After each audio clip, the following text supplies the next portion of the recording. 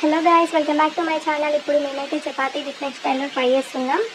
Tomato, పచ్చిమిర్చి, కొత్తిమీర, ఉప్పు, కారం, జీలకర్ర అన్నీ వేసి బాగా మిక్సీ చేసి పెట్టుకోవాలి. ఇప్పుడు ఇందులోకి కొంచెం వీట్ ఫ్లోర్ యాడ్ చేసుకోవాలి. మంచిగా వీడియోలో చూపించిన విధంగా మంచిగా మిక్సీ చేసుకోవాలి.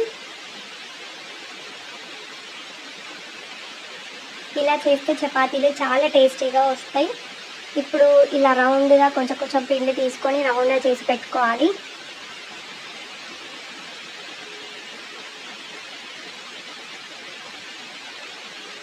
ఇప్పుడు కొంచెం పిండి తీసుకొని మంచిగా చపాతీ చేయాలి. ఫస్ట్ కొంచెం ఇలా కట్ చేసుకోవాలి.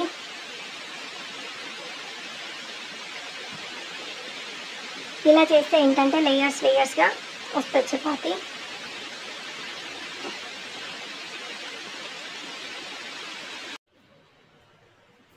మంచిగా రౌండ్గా వచ్చేలా చేయాలి.